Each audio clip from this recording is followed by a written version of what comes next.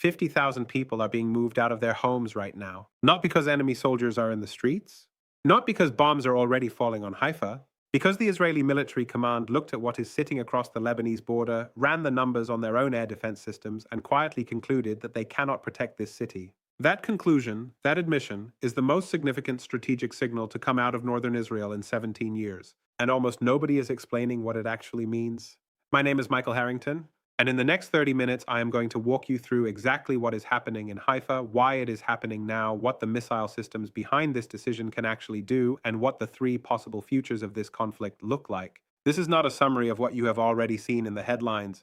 This is the framework the headlines are missing. Subscribe now if you have not already, because what we are covering today is being actively assessed by defense analysts across 3 continents, and the implications reach far beyond the borders of Israel and Lebanon. They reach into your energy bill, your shipping costs, and the stability of a region that supplies a significant fraction of global oil. Stay with me.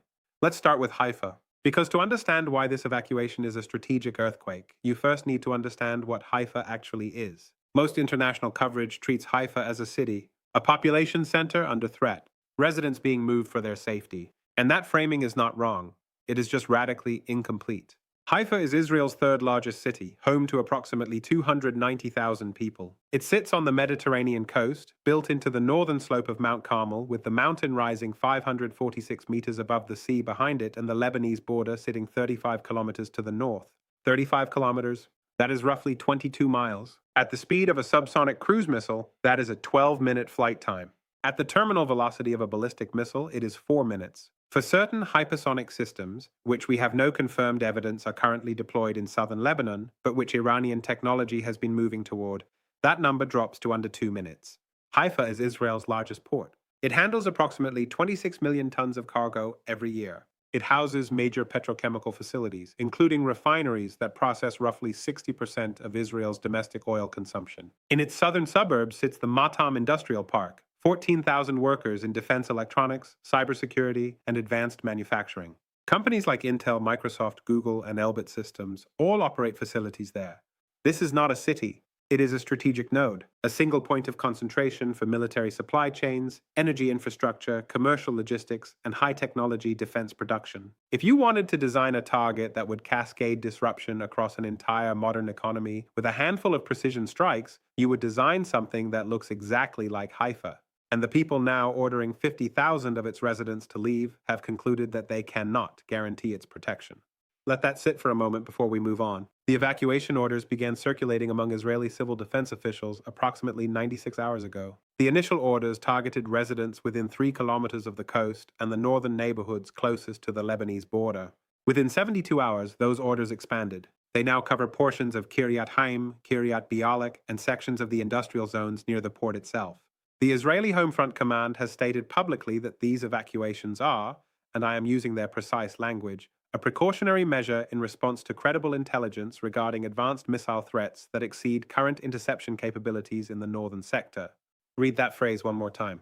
Advanced missile threats that exceed current interception capabilities. That is not the language of a military managing a known threat within established parameters. That is the language of a military acknowledging it has moved outside the envelope of what its current systems were designed to handle. That is what we are going to spend the next 25 minutes understanding. Let me now explain what Hezbollah actually deployed across the Lebanese border, because this is where the mainstream narrative diverges completely from the technical reality on the ground. The first thing you need to understand is the Fateh 110 family of missiles. And I want to be precise here because precision is what separates analysis from noise. The Fateh 110 is a solid-fuel, single-stage ballistic missile originally developed in Iran. It has been transferred to Hezbollah in various upgraded configurations over the past 8 years. The baseline variant has a range of approximately 300 kilometers. But the upgraded Fateh 313 variant, which current intelligence assessments suggest Hezbollah possesses in significant quantities, extends that range to 500 kilometers, with a circular error probable of less than 10 meters. 10 meters. I want you to understand what that number means. A circular error probable of 10 meters means that when you fire this missile at a building, it hits the building, not the neighborhood, not the block, the building. This is not an area effect weapon that spreads destruction randomly across a target zone. It is a precision instrument capable of hitting specific structures, a refinery control room, a port fuel terminal, a data center powering a defense network, with the same reliability that you associate with precision-guided aircraft munitions. According to assessments by Defense News and statements from former Israeli Air Force General Eitan Ben Eliyahu, Hezbollah is estimated to possess between 400 and 700 Fateh series missiles. 400 to 700 precision ballistic missiles pointed at northern Israel. To calibrate that number, during the entire 2006 Lebanon war, Hezbollah fired approximately 4,000 rockets over 34 days. The majority of those rockets were unguided. They could hit a town but not a building inside that town. What Hezbollah has now is fundamentally different in kind, not just degree. Fewer missiles, but each one capable of doing what no rocket in 2006 could do, destroy a specific piece of critical infrastructure with reliable precision. But the precision is only one part of the problem. The other part is terminal velocity. The Fateh 110 in its terminal phase reaches speeds of approximately Mach 3.5. That is roughly 4,200 kilometers per hour. Now here is where the Iron Dome reality becomes something nobody in mainstream coverage is explaining clearly. Iron Dome is a genuinely impressive system. It has demonstrated interception rates above 85% against the threat it was designed to intercept: short-range rockets and artillery shells. Relatively slow-moving, ballistic in the basic sense, without significant maneuvering capability in the terminal phase. The Fateh 110 is a different problem entirely. Against ballistic missiles traveling at Mach 3.5 with evasive maneuvering capabilities in their final seconds of flight, Israeli defense officials have acknowledged in closed briefings, details of which were reported by Haaretz, that Iron Dome success rates drop to between 50 and 65% under optimal conditions. Let me translate that into the language of a military planner facing a realistic attack scenario. If Hezbollah launches 10 Fateh 110 missiles at a single high-value target in Haifa, a refinery, a port fuel terminal, a military logistics hub, Israeli air defenses might intercept 6 or 7. 3 or 4 will likely reach the target. Against hardened military infrastructure, 3 strikes might be survivable. Against a civilian fuel terminal processing 60% of Israel's domestic oil consumption, 3 strikes are a catastrophe. And then there is the cost calculation, which is the part that keeps Israeli defense planners awake at night. Each Iron Dome interceptor costs approximately $50,000. Each Fateh 110 missile costs Hezbollah, according to estimates by the International Institute for Strategic Studies, somewhere between $200,000 and $300,000. In a brief limited exchange, the cost ratio is manageable. Israel spends $50,000 to destroy a $250,000 threat. Expensive but sustainable. Now scale that up. Hezbollah has between 400 and 700 of these missiles. If it launches them in coordinated salvos designed to saturate air defense coverage, the number of interceptors required climbs into the hundreds. The economic math stops working. The logistical math stops working. You run out of interceptors before you run out of incoming missiles. This is not a hypothetical. This is the calculation that produced the evacuation orders for 50,000 people in Haifa. The second thing you need to understand is what Hezbollah built over the past decade while the world was paying attention to other things. It is not enough to have precision missiles. You need to be able to fire them under conditions where the other side is doing everything in its power to destroy your launch capability before you use it. Hezbollah understood this problem and spent approximately 10 years solving it. According to satellite imagery analysis conducted by ImageSat International and reported by Jane's Defense Weekly, there are at minimum 120 confirmed underground launch sites in southern Lebanon, particularly in the areas north of the Litani River, and potentially as many as 200 additional suspected sites that Israeli intelligence has not yet been able to verify or destroy. These are not improvised bunkers dug hastily in a crisis. They are reinforced concrete structures buried under 15 to 20 meters of earth and rock. The missiles are stored horizontally in climate-controlled chambers. They are transported to launch rails through underground corridor systems. They can be erected and fired within minutes of receiving the order. After launch, the crews retreat back underground. The moment the missile leaves the tube, the launch site becomes functionally invisible again. No heat signature, no exposed personnel, no above-ground equipment that a targeting aircraft can identify and destroy.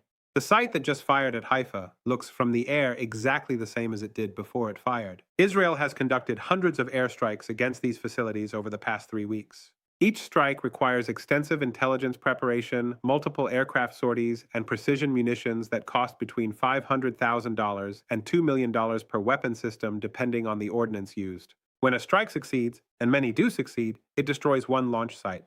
Hezbollah has more than 100. The mathematics of this campaign follow a logic that Israel cannot reverse through air power alone. Destroying launch infrastructure faster than it can be used requires either near-perfect intelligence, near-unlimited munitions, or both. Israel has neither. No military on Earth has both simultaneously against a target set of this size, this dispersion, and this depth of underground hardening. This is the second pillar of why 50,000 people are packing their belongings in Haifa. The threat cannot be removed from the air. It can only be managed, imperfectly, through interception. An interception, as we have just established, is not reliable enough to protect critical infrastructure from a determined and well-resourced missile campaign. Now we reach the third and most important element. The one that most analysis of this conflict is failing to connect clearly. The collapse of the deterrence framework that kept northern Israel relatively stable for 17 years. Since the end of the 2006 Lebanon war, Israeli military doctrine in the north rested on a specific assumption. Hezbollah's missile arsenal was large and threatening, but it was deterred from use by the certainty of overwhelming Israeli retaliation. If Hezbollah fired a significant barrage, Israel would destroy Lebanese civilian infrastructure, devastate Hezbollah's political stronghold in southern Beirut, and impose costs on Lebanon so catastrophic that Hezbollah would self-deter except in scenarios of absolute existential necessity. That logic worked for 17 years. Hezbollah fired sporadically, calibrated its actions carefully, and never triggered the threshold that would produce the kind of Israeli response that could genuinely threaten the organization's survival. That framework has now collapsed. Here is why. First, Hezbollah's military and political leadership has concluded, correctly or incorrectly, and I want to be explicit that I am describing their reasoning, not endorsing it, that Israeli pressure will escalate regardless of Hezbollah's restraint.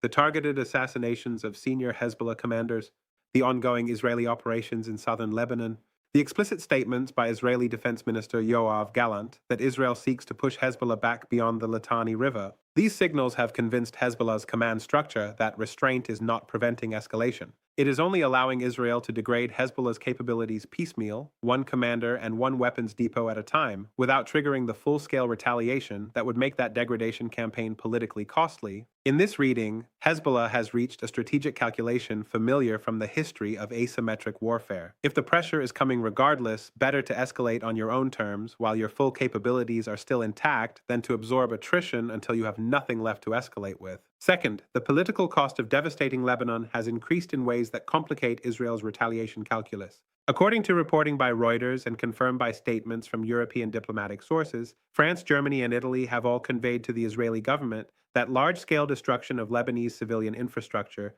would result in suspension of military cooperation agreements and potential arms export restrictions. This is not diplomatic noise.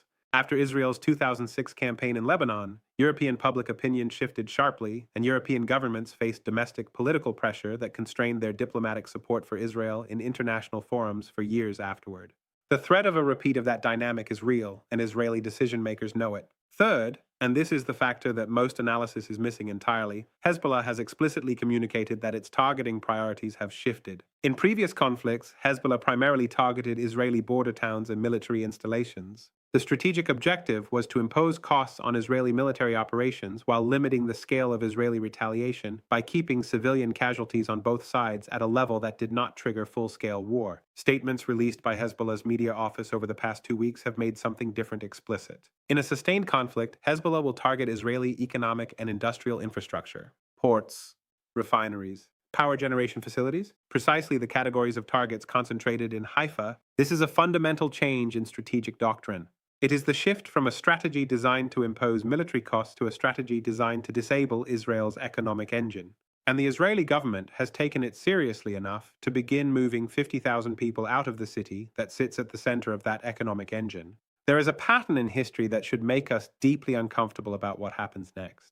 In 431 BCE, two of the most powerful states in the ancient Greek world went to war. Athens was the dominant naval power, wealthy, technologically sophisticated, protected by walls that stretched from the city center to its port, and backed by an extensive maritime empire. Sparta was the dominant land power, militarily elite, entrenched in territory that negated many Athenian advantages. Both were confident. Both expected a short, decisive conflict. What they got was a grinding, decade-long war of attrition that exhausted both sides, depleted their treasuries, killed their best commanders, and alienated their respective allies. Neither could achieve decisive victory. Athens could not defeat Sparta on land. Sparta could not break Athens by sea. The war continued because the cost of stopping for both sides felt higher than the cost of continuing.